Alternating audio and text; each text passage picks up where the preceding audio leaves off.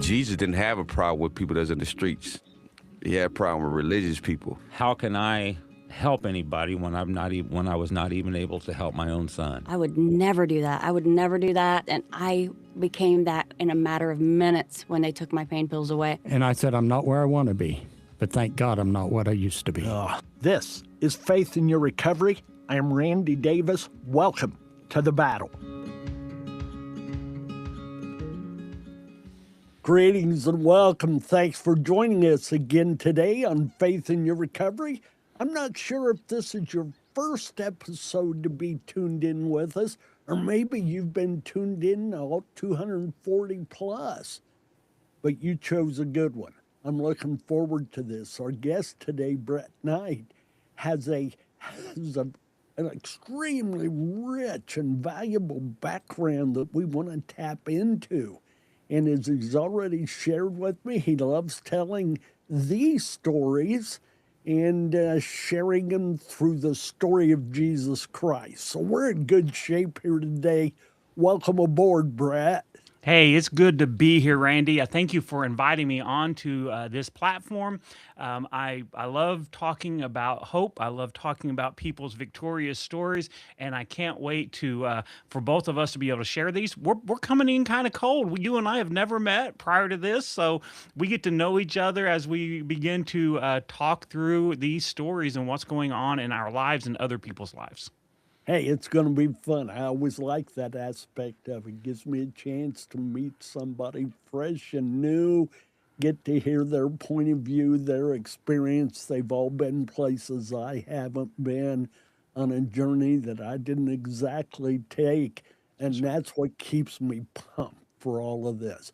So, Brett, give the folks an overview of your background, your professional background, some of your stops and stations along the way, please. Okay, yeah, absolutely. Glad to do it. First thing you're going to notice is, as I talk a little bit about who I am and what I do on a daily basis, is I wear a lot of hats. Like a lot of people, I wear a lot of different hats. In fact, I think that's half the reason why my head's a little slick here. Is I think those hats, coming on and off is, yeah, you've got the same thing, right? I can relate. You can relate. Well, professionally speaking, I'm a criminal defense attorney. I'm a licensed attorney here in the state of Tennessee, where my wife and I live here in the middle part of Tennessee.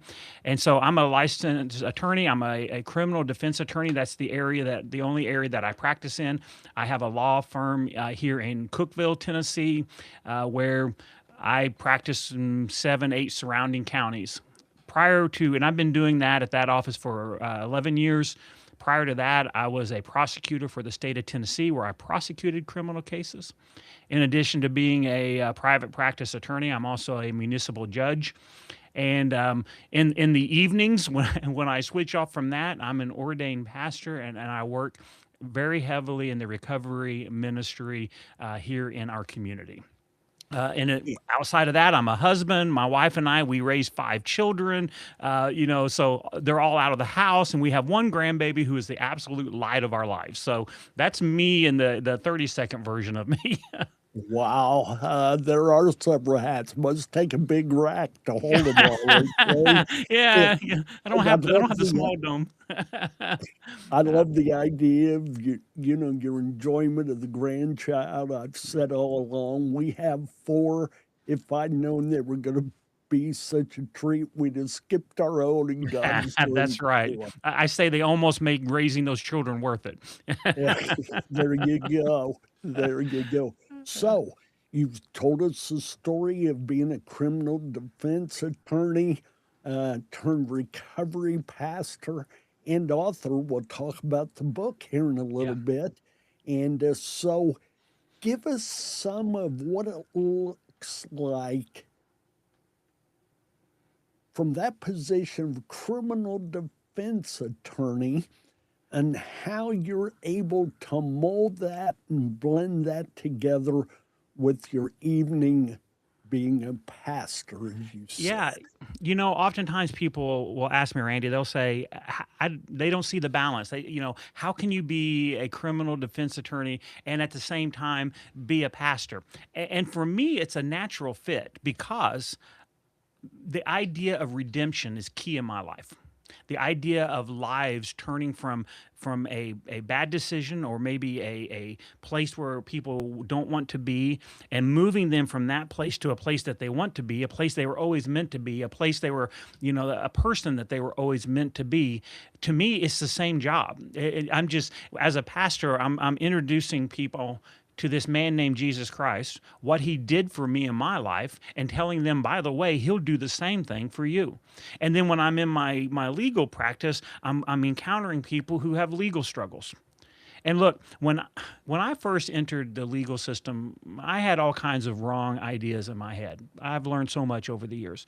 But one of the ideas I had in my head is that people who are charged with criminal offenses, that they're bad people, or they just made bad decisions, and they just need to be punished. And I had that mentality, and we'll talk more about that in just a little bit, and how I went from there to where I'm at now. But for me, that's not the case at all. It's the moms and the dads and the sons and the daughters and the husbands and the wives and the sisters and the brothers that are there often because they've made a bad decision.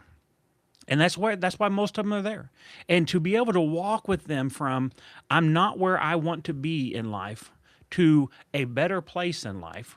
And think about it, that's what a criminal defense attorney, we do. We try to walk with people through the justice system, making sure their rights are being respected and that things are being done the right way. But we're also trying to put whatever situation they're in into their rearview mirror so that they can move on to a more productive, a happier, the life that they were always meant to be at. And to be able to work in both of those capacities where I see people's lives transform and change, that has been my life for the last several years, is to be able to, both in my ministry and in my legal practice, to walk with people, giving people second chances, opportunities for second chances, walking with them through better decision making, walking them through options that they have available to move forward, and then watching as grace enters into the room and things begin to happen in their lives and their lives transform. And I'm just going to tell you, there's nothing better than the feeling of walking with somebody who you met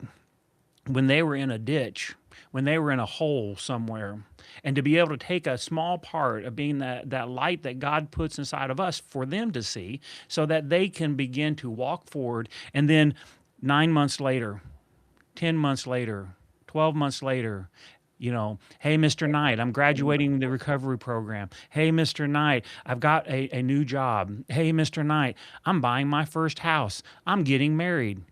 Will you dedicate our first child? Will you baptize, my children? Will you, all those things you get to walk with people through. There's no amount of pay that's better than seeing people's lives transform, and somebody who you met at their worst moment, and now you're watching God just absolutely change their life. So for me, the ministry and the legal practice, they seem very, very similar to me. I'm in just different arenas, So for you, it's not a matter of intersections and crossover. They're basically one and the same. Absolutely. Is that accurate? Absolutely correct. And that's, there's times where obviously I'm thinking about legal issues, and there's times where I'm thinking about writing a sermon or a Bible study. There are definitely different modes that you're using, but my mindset is the same almost all day, no matter which side of what I'm doing, whether I'm working in ministry, whether I'm working with people in the legal, whether I'm working with people in the community.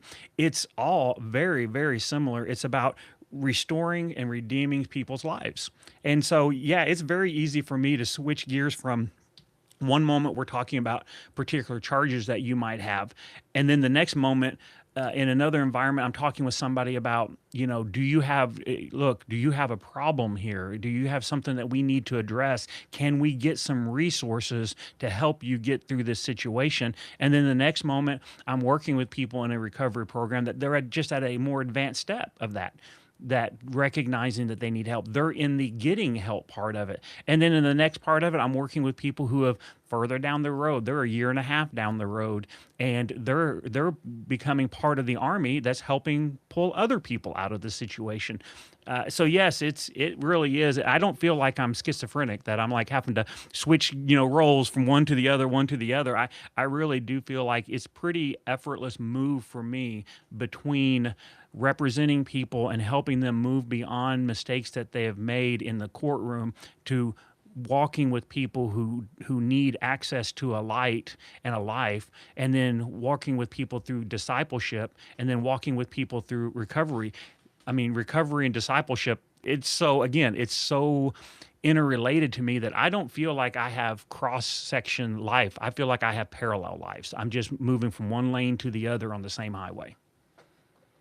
What do your colleagues think of this basic combination, this, one of the same thing? I'm interested in that, what the scuttlebutt is. Yeah, I think in the beginning it was, for some of them, it was a little bit unusual that what I do and how I present myself. But even if I was not working so heavily in recovery, just the fact of my faith, I walk my faith very out loud. I walk it very publicly. You jump on my Facebook page, you're going to see it right off the bat. I'm unashamed about my faith, and I'll stop in the parking lot of the courthouse and pray with people. I'm unapologetic about it. And so I think it was a little awkward for people at first, because most attorneys, they're just not used to that. We as a occupation, we're not really known for that. We're known for other things, maybe the hard partiers, the people who argue all the time, maybe angry and bitter or whatever, but that's not who I am. But over the years, people have they're used to it. There were a lot of naysayers when I was in private practice, especially whenever I became ordained and I began preaching. There were people who were good friends of mine, well-intentioned, who would pull me aside and say, "Brett, you can't do this. If you do this, if you continue being this out loud with your faith, it's going to negatively impact your ability to have a business." We are in this world, as a criminal defense attorney at the caliber that I operate, and I handle the bigger cases. I handle the homicides and the big cases.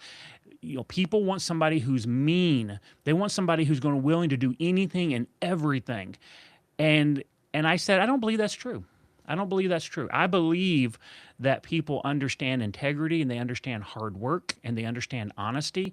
And I don't believe that my faith is going to impact my business in that way, just on a logical standpoint. And I'm also going to tell you that my faith and my Bible says just the opposite.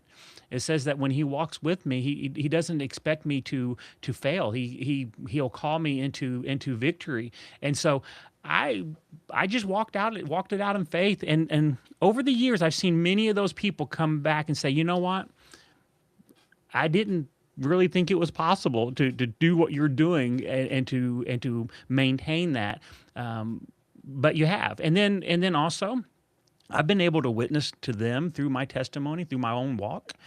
So in the courtroom, I mean, anybody knows, whether they're a client or they're just people in the community or they're lawyers or people that work in the court system, that, if they're struggling in their own life, I'm somebody who they can talk to. I'm somebody who maybe that they know, and I may be the only person that they know who's a pastor who could, maybe counsel with them. So I've become that person, in the courtroom, and I'm proud to do so, because I think, Randy, I think we're all, I don't care what your occupation, I think we are all called to carry our ministry into our workplace. I firmly believe that.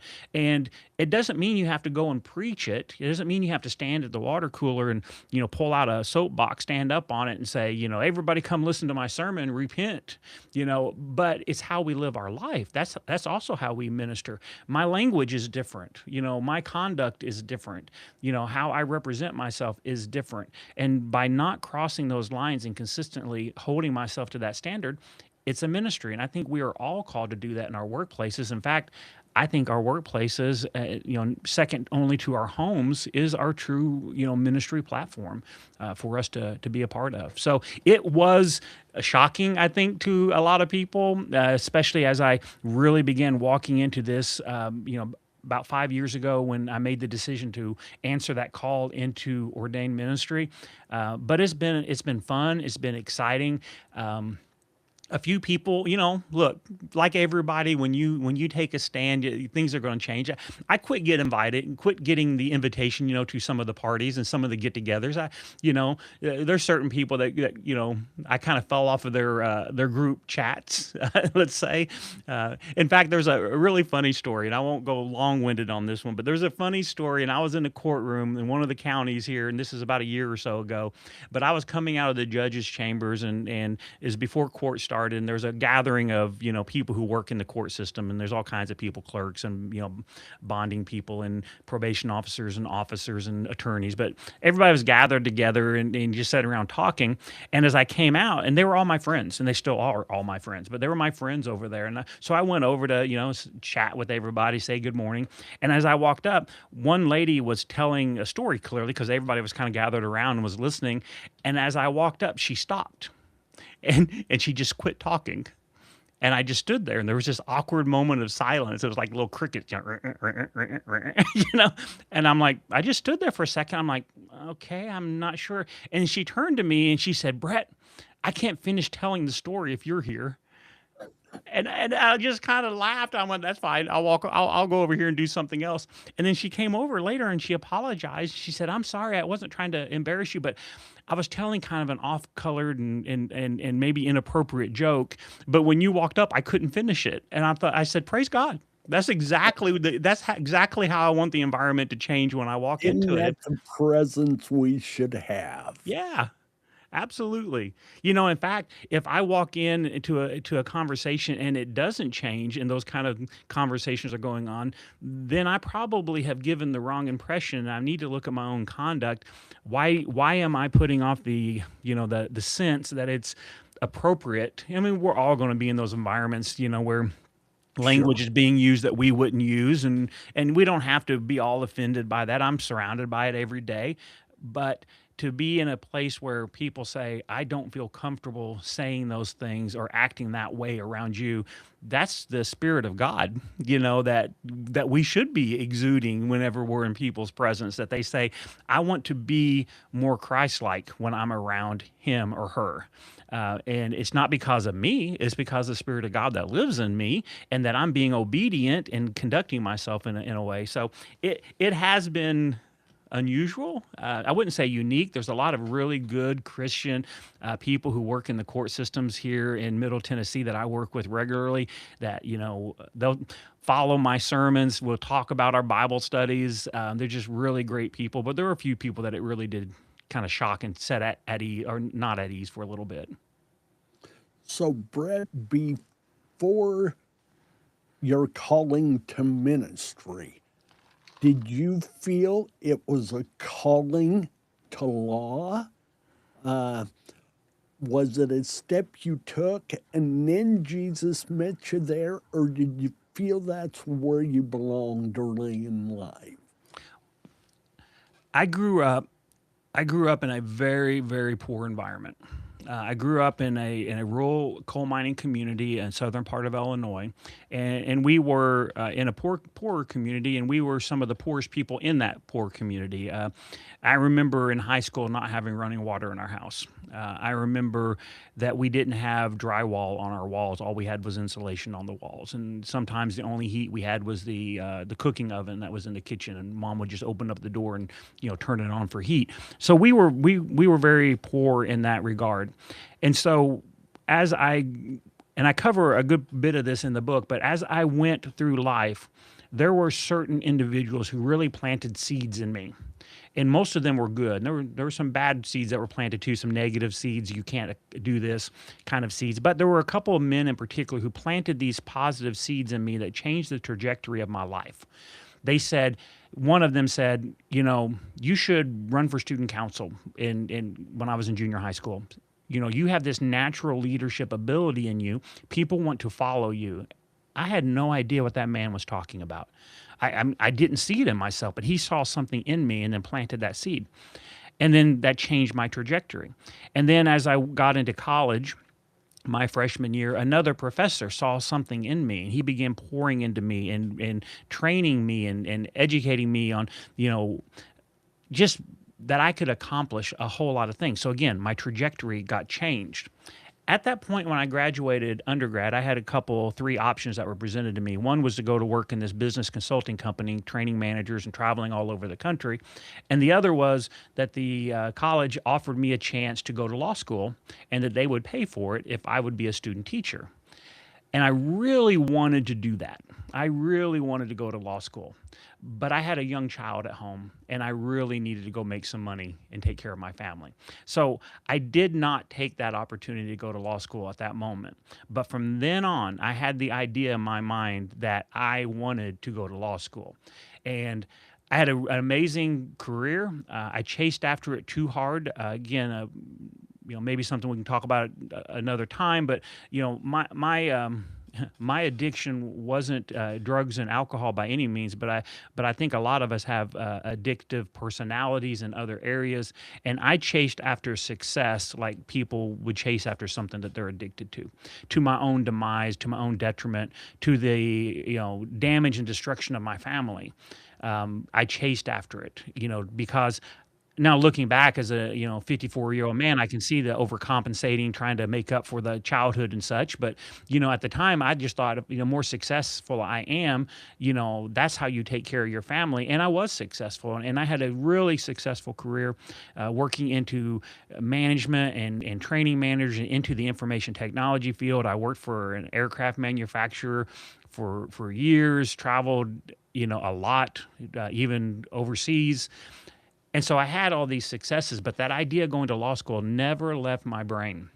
And as my children got older and they didn't need me at home as much, and I realized that there was this opportunity to go to law school later in my life, a second career, that's when I went to law school. But I wouldn't say that it was a calling. I don't think that it was a calling that I understood. Now, clearly God had a purpose for it. He knew what I could do with that legal education and his direction, and that legal education and being a lawyer would open up doors and allow conversations and allow me to help people in ways that other people couldn't. He knew that. I didn't know that at the time, and it wouldn't really show itself to me for several more years. When I accepted my call into ministry, that's when it became clear that this is my ministry.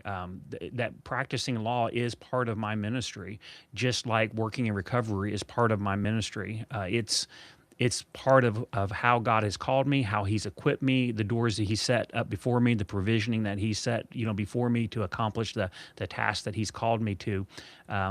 But it was later on that I realized that there was a calling there. In fact, in the beginning of my legal career, I had such a almost 180-degree different view of recovery and people in addiction than I do now. When I was prosecuting cases, I would not have been the same man sitting here talking about what recovery looks like, what addiction looks like, and the collateral damage it causes in our community.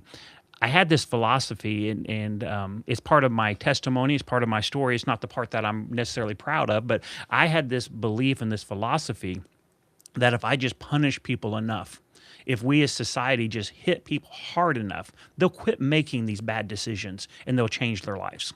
That was my belief. I truly believed that would work. You weren't alone in that belief. No.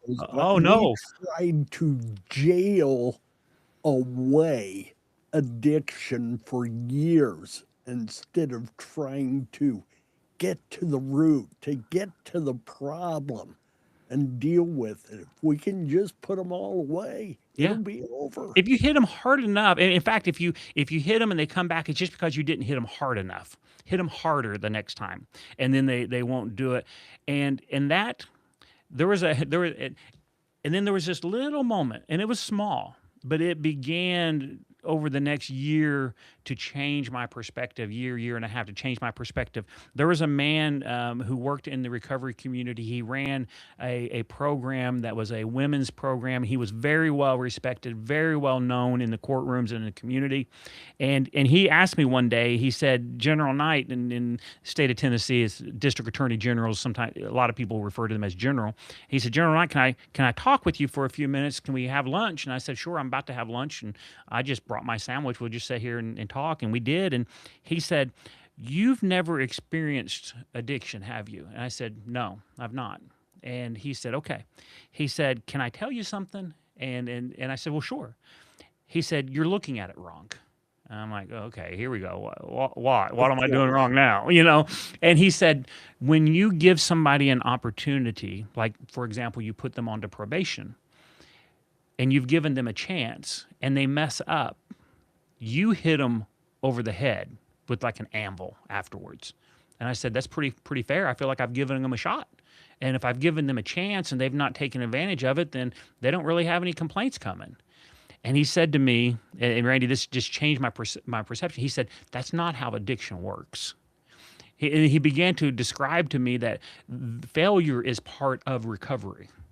And the when he said it, even it hit me like he's right. But at the same time, it went against everything that I was doing and was being taught to do and was being common to do. And it began, I wouldn't say it was like overnight for that piece, but that piece began me questioning. I began to question. And over the course of time, I questioned more and I questioned more and I questioned the recycling. And then there was a moment, and there's no other way I can describe it, but to say there was a supernatural moment. Because, see, my faith had begun to really ignite inside of me at the same time. So this was going on parallel. And in my prayer time, I did something that was really, really risky and probably a little stupid. And looking back now, if I knew the impact of what I was about to do, I hope that I would still do it. But I prayed and I said, God, I'm missing something. I mean, this was just me, God, having a conversation. I said, I'm missing something. This isn't working. I don't understand. Show me how you see it. And Randy, it changed my life.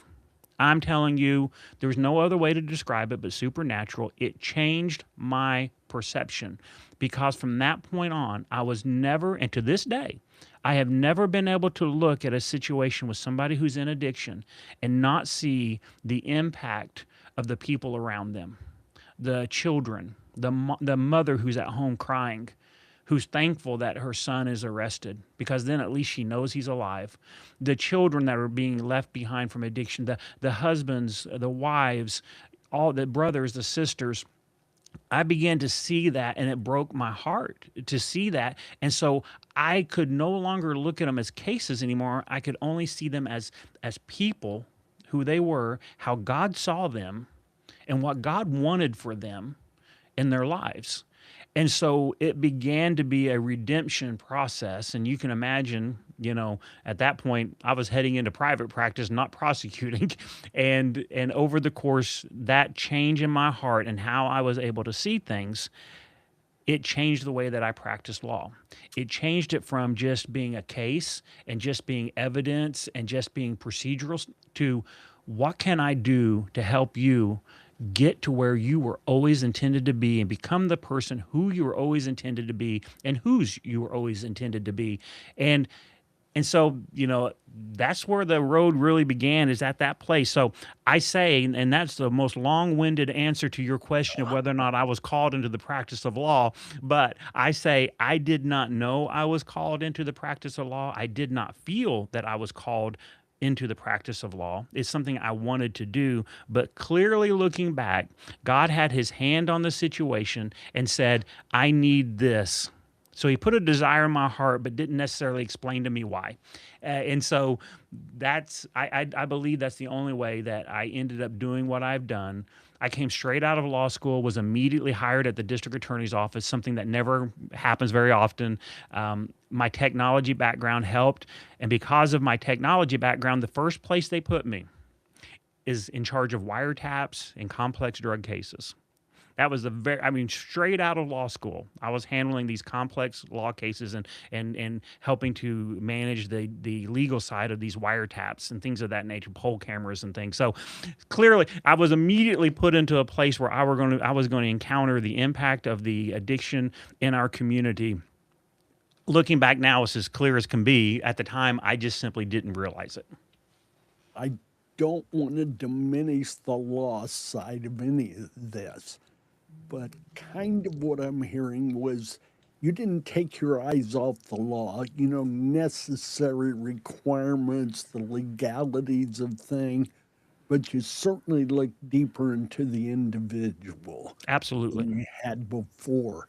Absolutely. And they became more than a case, they became a person Right. who needed guidance, help, godly support, and everything that goes with that. Yes. So, Absolutely. It's the yeah, motivation. It's not the tactic, it's the motivation. So the motivation is fight as hard as you can, work as hard as you can. Just like the Bible says when it says, do everything as if it's unto the Lord. All of a sudden, representing people became, do it as if you're doing it unto the Lord. Represent these people as if it is a calling from God to give them the best defense that you can. Do it in such a compassionate way that while you're legally representing them, you're also treating them like a human being. You're treating them like somebody that you care about, that you're listening to. Do all of that at the same time. And it's worked very well. I would just say it's been very effective both in the courtroom, very effective to be able to handle these big complex cases, to make sure that the law is being followed, that the evidence is being looked at, that cases are being argued, hearings are being done, but do it in such a way that you never take your hat off of being a Christian man in order to take a shortcut route. Do it with the hat on, and that's been my process, and that is the way our law practice works in our office. The other attorneys in the office, they have a different way in which they practice, but the mentality and the idea is consistent across all of our attorneys in our office. We all have a deep heart for the community. We want to help people. We know we are there to help people. It's not about focusing on the money, focusing on the statistics, focusing on the things. It's focusing on the impact that we have. In fact, sometimes people will get angry. They'll come in to meet with me, and I won't take their case because I can't impact it. There's nothing that can be done. There's such a situation that there's no impact I can have, and I won't take it if I can't positively help you. And they don't understand that, but that's the goal. And I think, again, it's not, if anybody's hearing me and they say, well, that must be nice to, do that in a law practice. But I'm saying, I believe we are all called to do our work that way. Whether you're building a house for somebody or you're fixing the plumbing for them, to do it in such a way that glorifies God in the way that you interact with his sons and his daughters while you're doing it. Whether you're a secretary, whether you're a doctor, whether you're the person delivering, DoorDash, it doesn't matter what we do. What matters is how we are doing it. And I think people notice that and they recognize that, and it lifts up Jesus Christ. You know what? I met some of the most wonderful, humble Christians in maybe what society would call menial positions.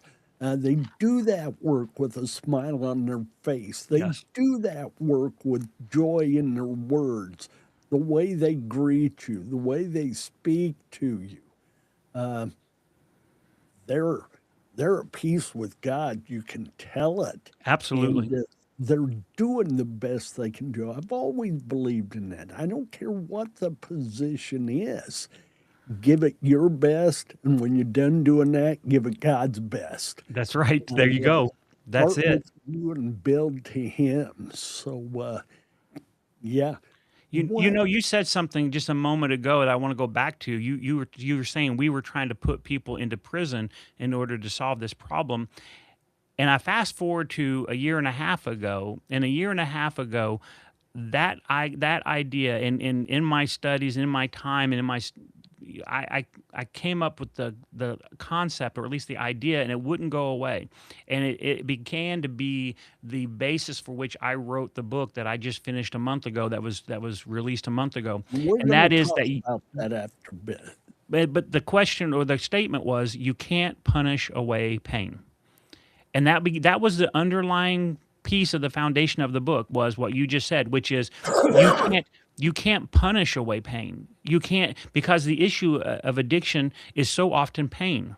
There's a pain that somebody is trying to numb, and they're using drugs and alcohol in which to do it. And you can take away the drugs and alcohol, but if you ignore the underlying pain that began it, it just simply turns into something else. It turns into another way to numb it, turns into another way to try to cover it up. You have to deal with the underlying pain, and that's why I work so much in recovery programs and things of that nature, is because you have to get people sober, but that's not recovery either. There's another step of getting rid of that pain, and sometimes that's counseling, sometimes it's mental health issues. A lot of times, if I were to oversimplify it, is there's the pain is a giant hole in our heart, and oftentimes it's a God-shaped hole, and it takes God to fill that hole, and that's, we've been filling it with everything else in the world. My grandbaby, she's 4, she has this little ball thing that she used to have when she was little, and it has little shapes, and you have to turn it to get to the right shape to put the little pieces in. Well, that's us, but we keep trying to put square pieces in round holes. It's a God-shaped hole, and that's why I work so much in faith-based recovery programs. Not that I'm saying that people can't recover other ways, but there is a God-shaped hole in your body and your heart, and until you put God into that place, you're going to have some issues there. So I think that's another part of that. You can't punish away pain became the mantra. It became the underlying for what I was doing, how I was doing, and then eventually the book just was capturing what we've been doing for the last several years. But that idea that you said earlier of we've been trying to, throw people in prisons to solve this, but it doesn't solve the pain. It doesn't solve the problem. I came to the exact same conclusion, which was that you can't punish away pain. A gentleman by the name of Blaise Pascal once said, within each and every one of us, there is a God-shaped vacuum. Yeah. And the only thing that's going to fill it is God. It's just like that last piece of the puzzle or the first piece. If it doesn't fit, you can't force it in the hole. But the puzzle comes with 500. There's a right one there. Twist it around and find it. Bring it to completion. And what we're going to do here, I think this has been awesome. Appreciate this a bunch, Brett. Let's just kind of carry this over into another episode, and we're going to start with the story of your book. But before we do, tell the folks what the title of your book is. The name of the book is From the Gavel to Grace. That's the name of the book. It's From the Gavel to Grace, setting people free from addiction and guiding them into healing. Awesome. That's where we're headed, folks. Stick around. Hold on with us. We're just going to take a heartbeat break. We'll be right back with you with this follow-up episode with Mr. Brett Knight. We're going to talk about his book, From the Gavel to Grace. God bless. As always, we want to remind you, stay in the battle. That next corner may have the answer. That next prayer may have the answer. It's there. We're rooting for you. Hang in there. God bless. We love you. Stay with us.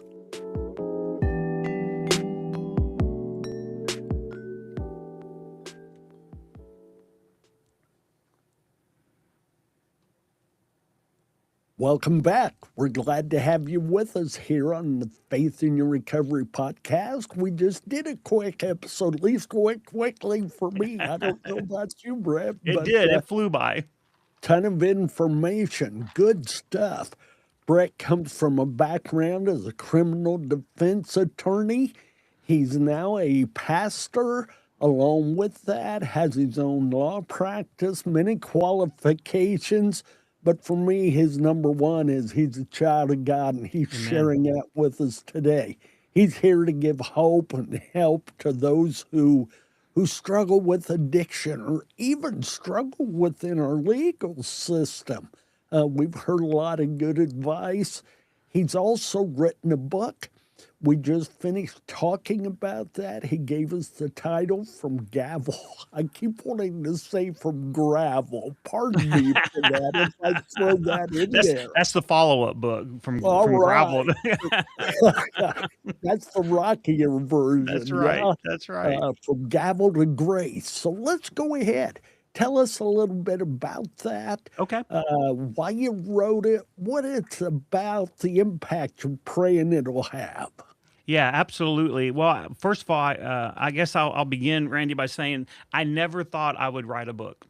That's another one of those twists and turns along the way. I never thought, well, one day I want to write a book or one day I want to publish a book. But what happened is, and I was having the same conversation 100 times in my conference room, in my living room, at recovery meetings, in churches. And a lot of those conversations revolved with family members and loved ones of people who were in addiction or maybe in the beginning stages of recovery. Oftentimes it would be a mother, for example, and they had all of these questions. They would say things like, Brett, I just don't understand. Why don't they just quit? Why don't they just decide to quit and just quit? Or they would say, Wish they could. yes, exactly. And they would, but they didn't understand. Or they would say, my son came over for Thanksgiving and it was just terrible. He ruined the whole meal. Why did he do that? Is he mad at me? Is he punishing me for something I did raising him? And I would have to answer the hard truth of it is he wasn't thinking about you at all. He couldn't see past the hunger that was in front of him that he was dealing with. And so you begin to talk about things like decision making when somebody's under the influence, and cognitives and issues like that. But you have that conversation over and over and over again. And then I realized that a book was a great medium for putting a bunch of information that people are literally dying for, families are dying for, putting it together and putting it into the hands of people who will never sit in my living room. They'll never sit in my conference room. I mean, I'll probably never meet them. And to be able to put this information into their hands and for them to be able to get this information in the privacy, remaining anonymous, to be able to have this information. So that's the reason that I wrote the book it was threefold. It was to give hope to people who feel like they're in a hopeless situation. This book is filled with testimonies of people who've gained victory. It was to give information to loved ones and family members who just simply didn't understand what's going on. And the third thing was, and I dedicate about the last quarter of the book to this, it was to light a fire under the seat of people in the community and in the churches to get active and to become involved in this great thing of helping people redeem their lives back to what it was meant to be. So that was the reason for the book. It took me 18 months. I had the idea, okay, made the commitment, I'm going to write the book. I outlined it, researched it, got the testimonies together, wrote the book, manuscript, and thought I was done at that point. And then realized how much work there is in editing, formatting, getting the audiobook out, getting it published, all of that. But in the end, in May 26th of 2026, the book was released, in a paperback and hardback and ebook, and there's an audiobook out on it. So it's been out there, and it has far exceeded my expectation. I had the idea that if I could put this in the hands of 100 people, it was worth my time. And then it was released, and in the first 10 days, it was Amazon's #1 new release. It was just, and I had people contacting me from states away. The book is even just in 1 month period is being used in ways that I never anticipated. I have people who have at-risk youth camp saying, we want to use your book as part of a curriculum and send these kids home with it because a lot of them are dealing with these situations at home and it's going to help them understand. Never even thought about at-risk youth. I had another lady calling from the Midwest saying that her pastor, a man who I've never met, I don't know how he got the book. I guess he just ordered it on Amazon. He read the book and gave her a copy, and they began a ministry to help people to enter into the community after coming out of recovery programs and jails. So there's just, I have probably placed, I believe we're at like 15 county jails now, have multiple copies of this book that they placed into their library for people who are incarcerated to be able to read. Never even thought about that as part of the process. So it has reached places that I never had any idea about how it would reach there. And it has far exceeded my expectations or understanding of what people would, how many people would reach out and want to read a book about setting people free from addiction and guiding them into healing.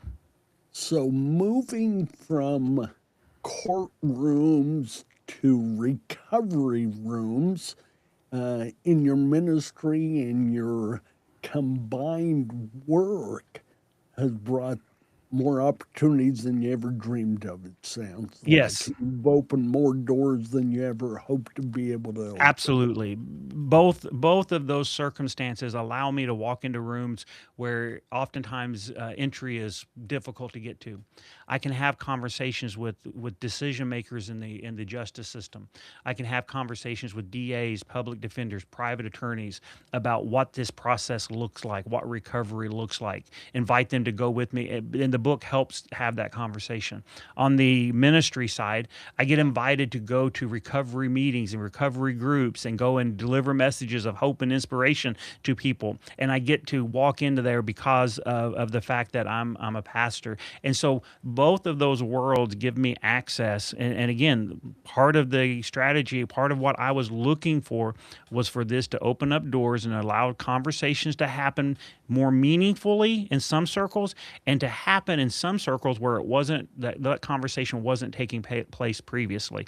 And I'm seeing that happen, absolutely, seeing that God is opening up those doors. It's not me, it's God using this book as a tool. We just have to be obedient and walking out what he's told us to walk out, and then watch, things unfold. But it's definitely happened. In the beginning of it, I have to explain, that dichotomy, that difference between being in the courtroom and working in recovery. And there has to be some things that have to shift in our mind a little bit in order for us to have that conversation. And I cover that in the very beginning of the book. For example, Randy, one of the things that I talk about in the beginning is that grace is not weakness. You see, because in the secular community, in the legal systems and such, we often believe that allowing people grace, that is weakness. But what I explain in the book is it's not weakness, it's a strategy. It's something that's required. It's something that we should be planting and using, because people think that grace means lowering standards. They think that grace means I'm just allowing people to do things that they're not supposed to be doing, and that's what they're calling grace. But the biblical grace isn't about lowering standards. It's raising the possibility of transformation. And so to be able to say that Jesus never excuses sins, but neither did he define people by it, to be able to understand that concept and to be able to bring that into the conversation to say, I have a whole, and actually one of the areas that have received the most attention from legal professionals and business professionals that have read this book is the chapter where I talk about tough love. But the idea that it's not about lowering standards. And when I talk about tough love, I'm talking about the idea that tough love, it can be damaging on both extremes.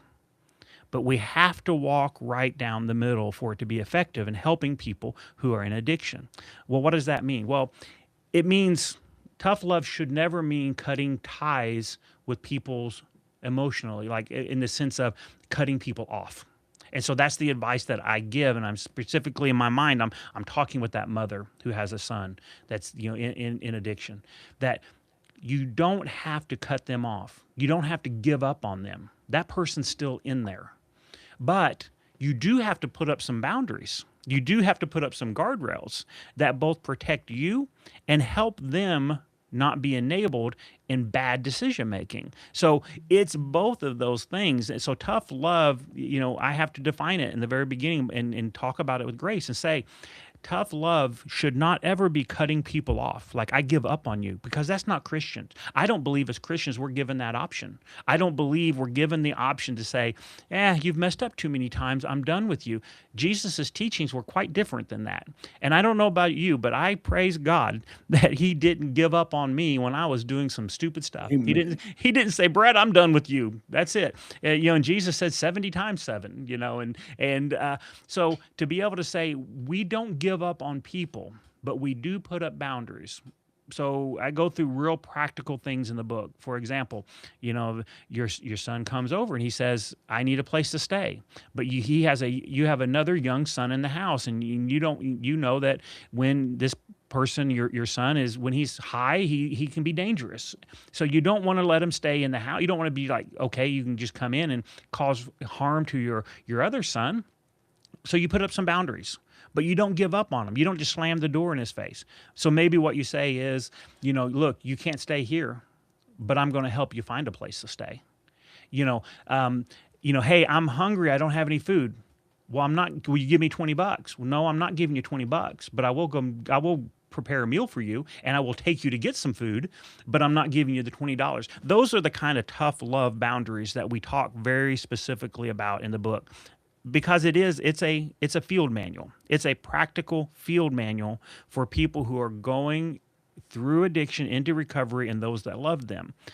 So there's a lot of conversations, and they're tough conversations about tough love, grace as a strategy, not as a weakness. Recovery includes failures.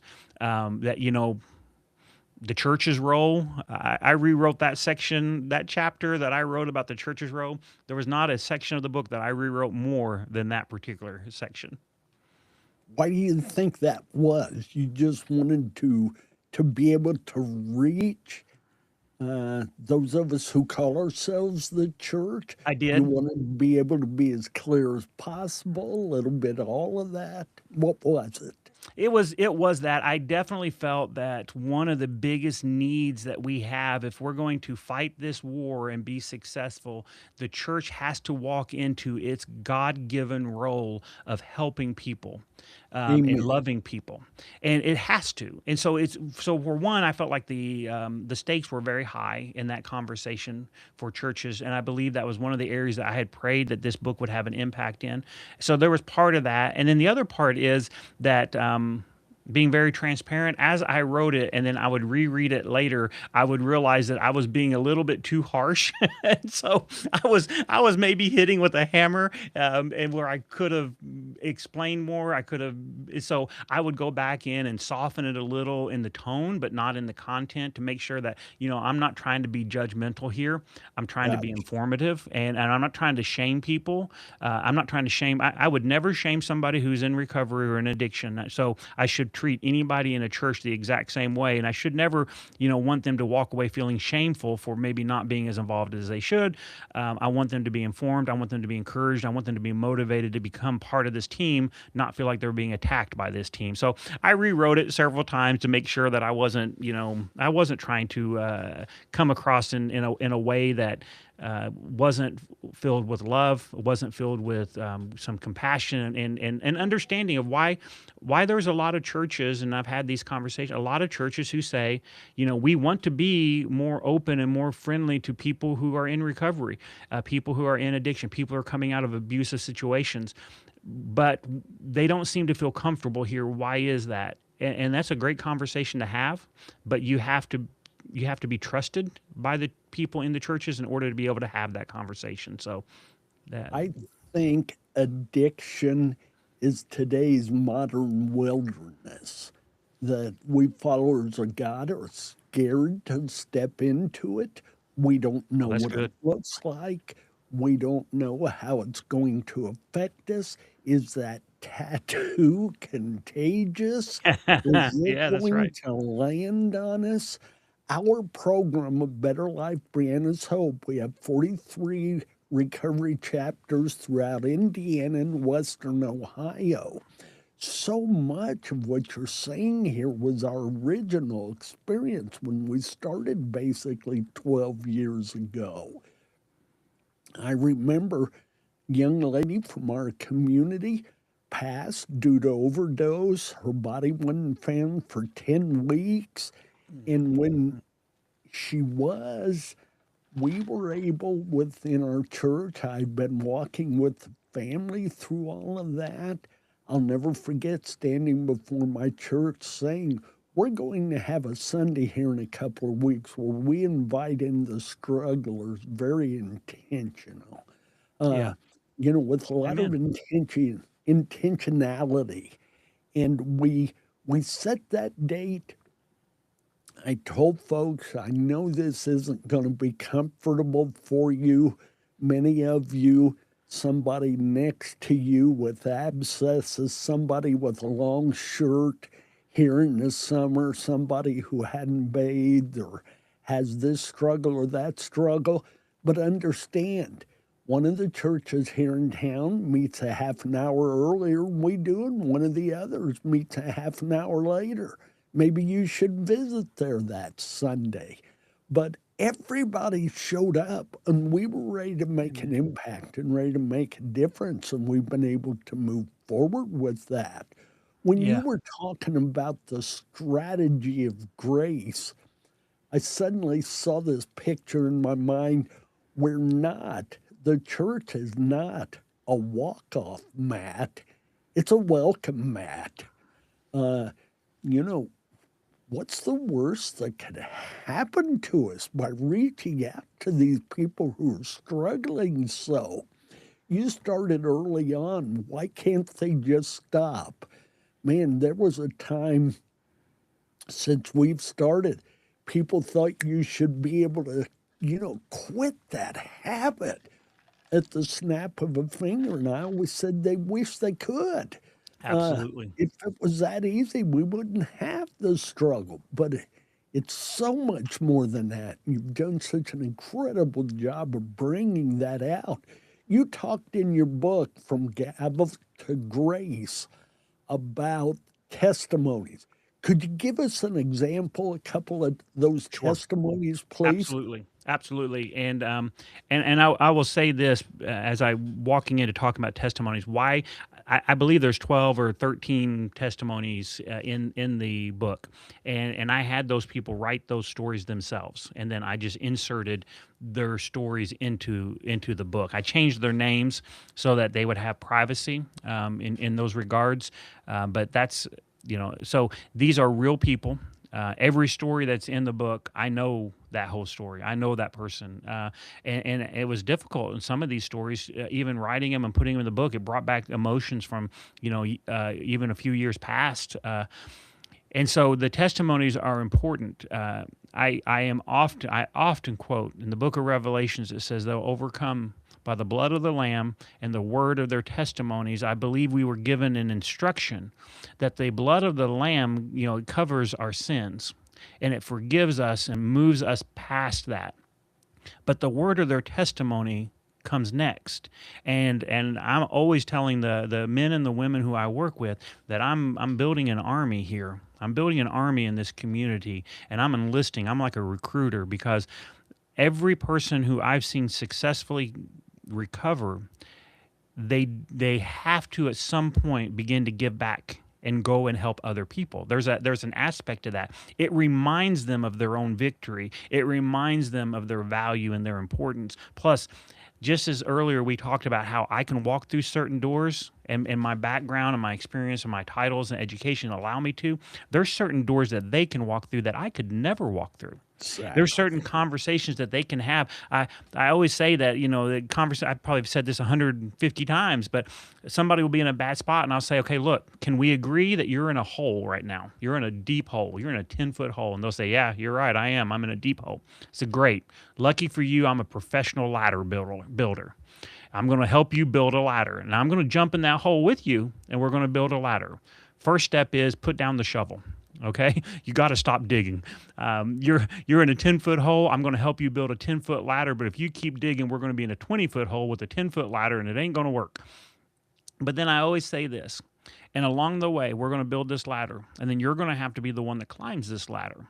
And there's going to be people up at the top of that hole, the top that you can just see the light and you can just hear their voices, and they're going to tell you, you can do it. I've done it. I used to be in that hole. Here's how you climb that ladder. Here's how you do it. You see, I'm a professional ladder builder. I'm not a professional ladder climber. Those are the people who've gone through this before, who walked these steps, and it takes all of us. So testimonies are very important in my ministry work, and so they had to be included in my book. So, for example, the very first story we'll tell is a mother, and she talks about her son being in addiction, and they come from a very successful family. They're very materialist wise. They're comfortable. They have a good income. They're church going people, salt of the earth, great family. And so for her, there's such a struggle and guilt and shame associated with her son's addiction. And she is the one who would say, I prayed every night that he would get arrested, so at least I would know he was alive. And so she struggled with this. And when I first met her, I met her because she came to my office, and she had her son had a previous attorney, and he had some very, very serious charges. He was looking at decades in prison. And he had very serious charges, and he had another attorney, and the other attorney had basically said, here's what's going to happen. He's going to go to prison for all these years. And she had heard from some other people, look, if you want to talk to somebody who works in this, go talk with Brett Knight. So she came in. And I say all that just to say I wasn't acting as an attorney. She asked to come see me in my office, and she said from the very beginning, she said, Mr. Knight, I'm really coming here to ask permission to give up. That I've done everything I can, and I guess I want to hear from you that it's okay to just give up, that I've done everything I can, and he's just lost. And so her husband sat next to her, and he never said a word during the whole meeting. He just sat there and kind of looked down at his hands, just lost, and she just cried. And I remember, and so that's her telling the story of her son and the situation. And I remember telling her, just happened to be, it was a Wednesday that we met in my office, and I said, I'll meet with your son tomorrow in jail. I said, but tonight there is a graduation for a treatment, a year-long treatment program. There's some people graduating tonight at a church here just across town. I said, I'm going to be there because I know these people, and I know I've walked with most of them through this, and I'm celebrating with them. Would you like to come? And I knew it was kind of risky because it could also be salt in the wound to see people who are successful at something her son couldn't be. But it could also give her hope that people do change and people do recover. And so I took that risk, and I invited her. And walking into the church that night where the graduation was, I saw her sitting up there in the front, and I had told my wife about her being there. And so I said, I'm going to come invite her to come sit with us because she doesn't know anybody here. She's sitting by herself. And I went up and I tapped her on the shoulder and I said, hey, would you like to come and sit with me and my wife back here? And she said, yes, that would be great because I don't know anybody here. And as she turned to walk back with me, her and my wife embraced. Because, see, I didn't know it, but my wife knew her. And my boys knew her boy.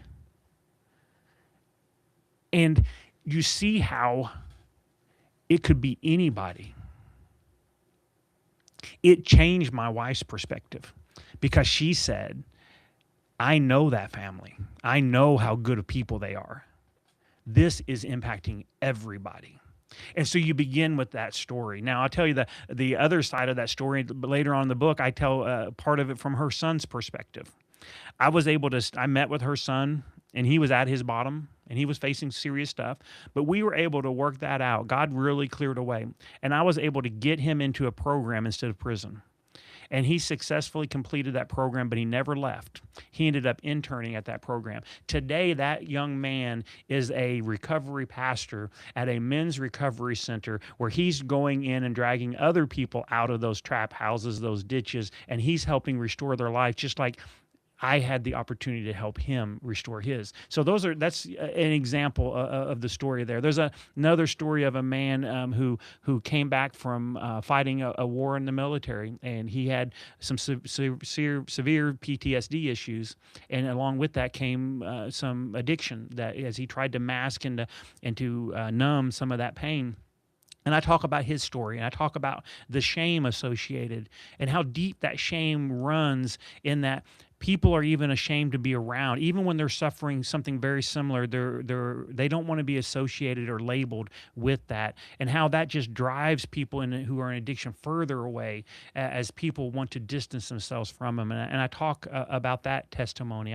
I talk about a testimony of of a young lady who I knew in the community. She was very young when I met her. She was 16 and 17, and just this beautiful young lady going off to college, everything in the world ahead of her, and how she told the story of wearing a mask all the time, of feeling like she had all of this struggle going on inside of her, but she couldn't show it to anybody in the world, how she had to wear this mask all the time. And that mask ended up leading to drug use, and then it began to drug addiction, and she overdosed several times, almost died. She went off and she went through recovery. She got sober, went through recovery, and within months, this is just only God can do. I remember it was just a few months after she had graduated. She had become baptized. She gave her life to the Lord. She was doing amazing. She came out of a recovery center, and just out of the blue, she said, "I want to be in a beauty pageant." And she became the county's beauty pageant just 2 months after getting out of a recovery center. You think God won't rebuild you right in front of the very people who saw you fall apart, And there's these story after story, within the book of testimonies of victory. But I was also very real. And I would tell stories. For example, a story of a young woman who I represented in court, and I was able to get her into a recovery program. And she did very well. And she happened to be at a recovery program that would often visit the church where I pastor at, and at the time, when I was pastoring at the time. And so I was there when she gave her heart to the Lord. I was there. So I had represented her. She'd gone into treatment. I was there as a pastor when she gave her heart to the Lord. I baptized that young lady. And so here I have this role in her life that's just progressing throughout this time. And then she did very well. But when she got back out into the community, she fell back in with the same friends. And she came in with the same circles, and I talk about the power of circles and the people that you're around, and the influence that has on you. And she relapsed, and with the relapse came a violation of probation, so she went back to jail. And I saw this young woman in jail, and I remember when I saw her, as I walked by, I wasn't representing her at the time, but as I walked by, she dropped her head, and she was ashamed. And I was able to go into that holding cell, and I spoke to her, and I said, "You don't ever have to lower your head when you see me. There's no shame here. I'm right here in your corner. I've not left you. I'm right here with you. I'm here to help you. We're going to get through this." And then she spent the next 4 months or so in jail, and she got out. And when she got out, 3 days later, she overdosed and died. And I preached her funeral. And so there's also that story. There's those kind of stories of sometimes those things happen, the tragedies happen. And if you're going to work in this, we're going to have to do it with our eyes wide open. But one of two things is going to happen when you encounter something like that. And I was just thinking of that as you were telling a story earlier about your church and their reaction to this tragedy that occurred in your community. One of two things is going to happen. You're going to run away because you can't handle it, or you're going to recognize that this is what happens if we're not able to be involved. If we decide to not be involved, this is the consequence. People die. People are going to die. And for people like me and you and your church and the decision that was made, the decision is that's why we answer the phone call at 2 o'clock in the morning. That's why we spend our evenings running and doing this. That's why we go to these events. That's why we speak life into people, because the consequence or the alternative to that is that people die. And so I keep it real. I keep it 100%, straight on there. The testimonies are true. They're gritty, but those are some of the testimonies that I use. And in each topic that I'm talking about, I'm going to say, here's the topic and my experience with this topic, and here's my thoughts on that topic. Here's what the Bible says about that topic. I mean, I'll parallel right in with the Bible within the book. And here's a real life example to tell you why I'm talking about this. So those testimonies, they're not like at the very back of the book, hey, here's some additional, pages. They're woven into the topics of what we're talking about. Love it. Let's change gears just a little. We've got approximately 15, 20 minutes here. Okay. Let's talk directly to those folks who are struggling. And by that, I mean the individual in the middle of the struggle, their family and closest loved ones who are going down with them because of the struggle. Let's say I don't live in the Cookville area. Uh, I'm here in Indiana. What do I do? Where do I start? What kind of approach? Help me get my feet on the ground in my own battle, please. Okay.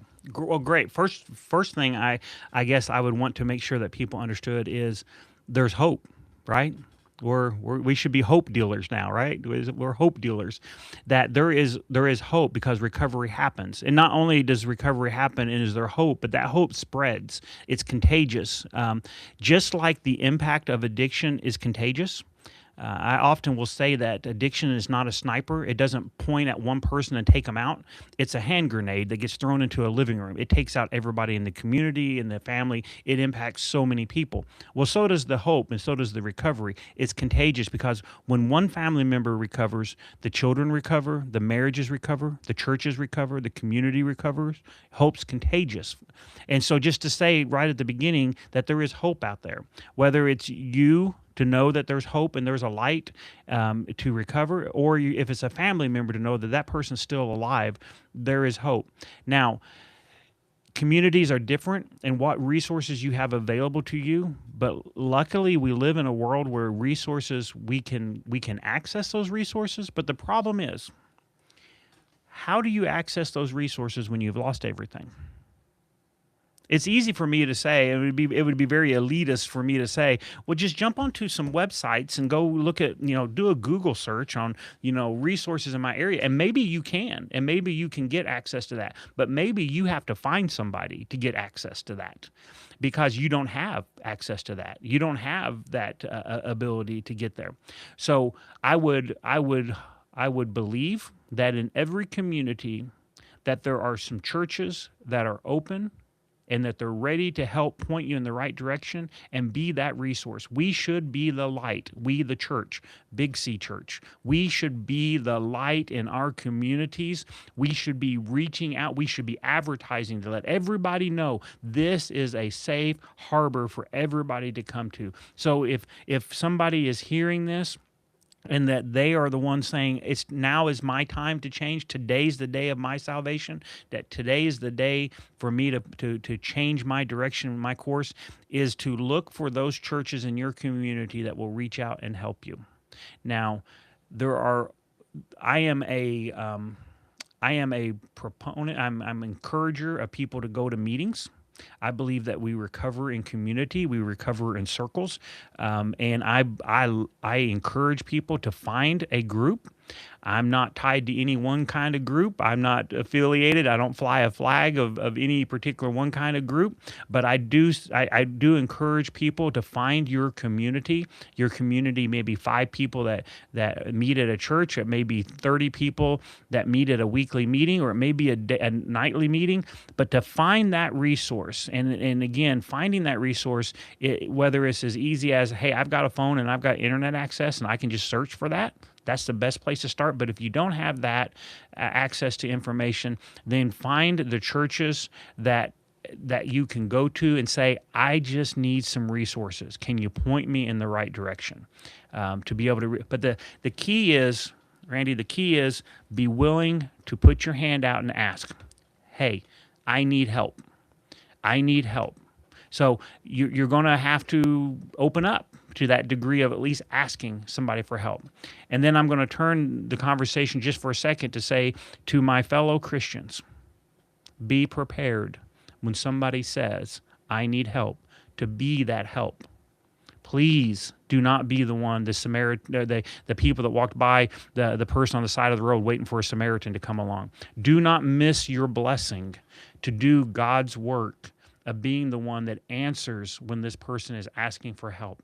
I'm not saying you have to take him in your house and raise him, but if what it takes is a conversation and a few phone calls for you to help them find where this place is, You can do that in a safe way without putting yourself in any kind of a dangerous situation or a strange situation. But you can do that. You can be that hand. And for churches, make yourself available. Have that information ready. So many churches have welcome desk, and they have all this information about when their Sunday school is and when their services are. Why not have a piece of paper in there that has a list of information so that when somebody comes along, you know who can help them with a place to sleep, food that they can have. Even if you don't have your own food bank, which I encourage you to have, they know where the meetings are in town. You know who's going to help. You know who's going to be able to walk with these people, maybe set them up with mentors and people that have that information available. And once you find that information, be the church that goes out and hands it out to other churches. Say, hey, by the way, I spent 30 minutes today and I gathered up all this information, and then email it out to other churches and say, just in case you don't have this, be the person who is being the light in the community, so that when these men and women, these sons and daughters of our King, when they reach out to you, that you're being the hand that is helping them. That the whole story of the banquet table that's in the Bible, right?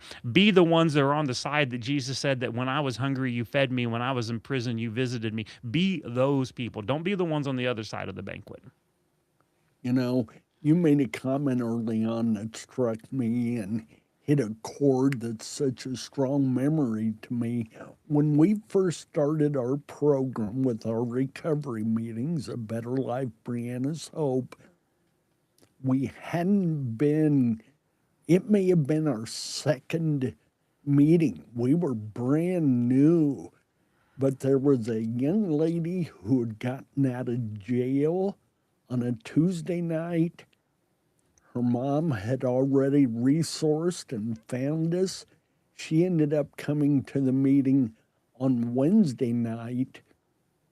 And when she started to grow that, in that journey with Christ, I'll never forget her sharing how coming to that meeting was a difficult thing until she stepped in the door and saw how many people she recognized. That's right. Yeah. Those that she used to party with and get into problems and situations with, she was now in recovery with. And what that meant to her. And she continued to come for about 4 years straight without missing a single meeting on a weekly basis. And now her life is just on an upward bolt. Through that relationship with Jesus, through the work that she's done, through the training that she's had, pardon the expression, she's just become our poster girl. Yeah. Just one of those examples that have an impact on your community and those around you. Absolutely. So, listen, we're getting close to our time here. We've got about 5 minutes left. Do you have 3 minutes? Anything you want to wrap this up with, Brett?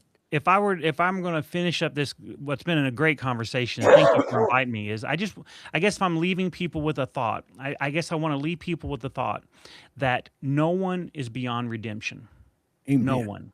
I've seen people in the legal system that society has written off, and then I've seen them become the mothers and the fathers and the employees and the servants at churches and the leaders again. I've seen them. God has this incredible ability to see more in us than we see in ourselves. And I've seen them begin to walk in that identity of what Christ always had in mind for them. Because recovery isn't just about getting someone sober. It's about helping them become who God created them to be in the first place. And I think that's just the exciting part of it. That's the part I want to leave them with. It's not just sober. It's the life that you were always meant to have. Walking in that. Discipleship. What does that mean? Growing and stepping out in it and becoming the identity of who you were supposed to be and whose you were supposed to be all along. And I just want to encourage people, it's worth it. It's work, but it's worth it. It's worth it to walk into that story, and it's worth it to walk alongside of them in this ministry. So I just want to encourage people, take that step, and for those others of us to take that step with other people. You know, I think it's Jeremiah 29:11. Correct me if I'm wrong, but it's the idea of the plans God Yeah, has for us. And that's right. it's not to harm us, it's No, not it's for to good. hurt us, Yeah.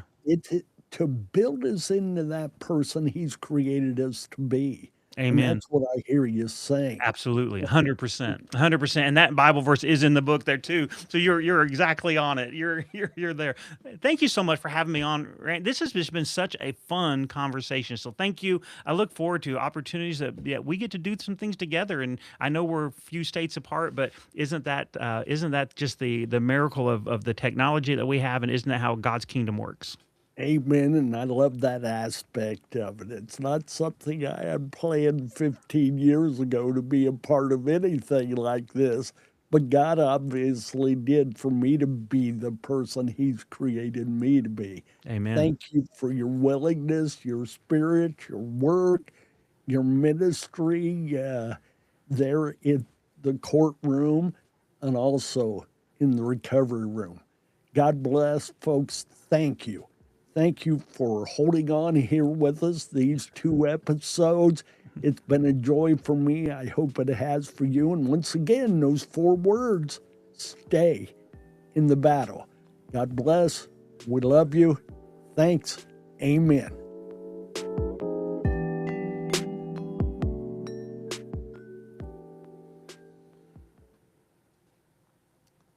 Brad, thank you. Wow, it's been wonderful to